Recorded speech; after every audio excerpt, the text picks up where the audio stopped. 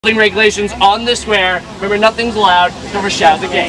So now here, American Museum Bank, American Museum Art Gallery, as the symbol of Germany, the Brandenburger Tor, the Brandenburg Gate. This is the royal entrance to Royal Berlin. Straight right behind us, through the Linden, was the Royal Boulevard. This lead all the way up to where the Royal Palace was. Now, the gate itself was added in 1791, and a few years later, they added the statue you see on top. Now, the statue originally was slightly different. Originally, she was the goddess Irina, or the goddess of peace, because she was bringing peace here to Berlin. She used to hold an olive branch to be a Jewish person living in Nazi Germany, never knowing what was coming around the next corner, never knowing what the next day had in store for you. But actually, the architect is quite vague in what he's trying to convey with this. The architect's name is Peter Eisman. He's a Jewish-American man who's known for creating subjective architecture. The only clue he leaves in reference to this particular memorial is they drew inspiration from the Jewish cemetery.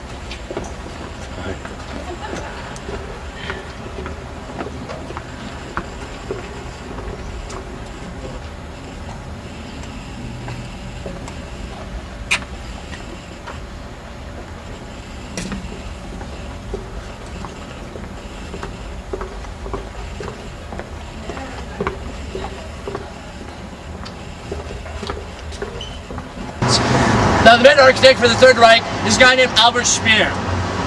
He invents this idea called ruin theory.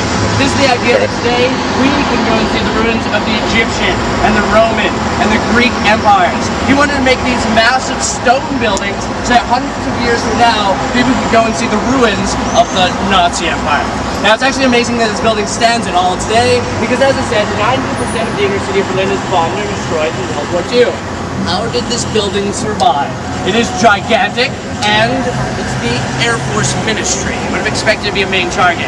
There's a couple theories on this. Probably the most realistic theory being all the Allied powers in the war knew that after the Nazis were defeated, that they were going to come here to Berlin, they were going to need a building to base their new government out of. And that's exactly what this became. In 1949, this became the East German government's Ministry of Ministries. I really enjoy that name. But yeah, it's the same amount of time, basically. Squish in here. Let's face this way.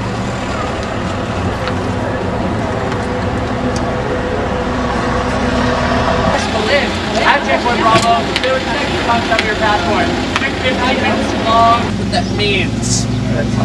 Concert house. You guys are smart. Now, it wasn't always a concert house. It used to be a theater or a wooden playhouse. And inside there was a play going on by Friedrich Schiller, the guy who's now a white statue in the middle of the square. Probably the most famous German poet and playwright. Most famous for doing the words to Beethoven's Ninth. But he also did a play called The Robbers. Now, The Robbers was having his opening night in this playhouse. Back then, of course, pyrotechnics were a little bit primitive. During this play, a house was supposed to burn down. But they didn't want to burn down a whole house. They took a hand and they burned down the theater. The concert house was built directly after that, and that was built by Karl Friedrich Schinkel. And I would say Schinkel. Schinkel is very important. He was the main architect for the Prussian royal family. Pretty much half the buildings we're going to see on the second half of the tour were done by Schinkel. So if I ever point at something and I say who built it, you guys will say Schinkel.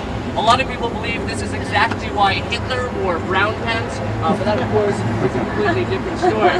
Now, eventually further the gate conquers an area known as Silesia. Now, Silesia is just simply modern-day southern Poland. If you've ever been to Poland, you know it's a very Catholic country. It always has been. He basically wants to get the people of Silesia to accept him as their ruler. The very Catholic church, right in the middle of this Protestant capital of Berlin, makes absolutely no difference to him because Frederick the Great was atheist. Any Russian meats I would imagine that's where it came from. That's nice. It's maybe for you. Jews sticking with you is really helpful. You're getting like me. No, even the same quantity. Yeah, even. Oh, you're white. You're even whiter than you're even whiter than him. Anyway, it was a good try. My light brothers Yeah.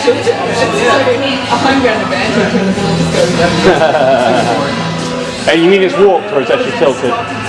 You mean it's warped or it's tilted? Yeah, it's just warped, yeah. Lots of old pool tables go like that, it's probably wood, yeah, definitely. I just thought I'd check and see if it was actually going to be like that. Are you winning? Representing Canada well.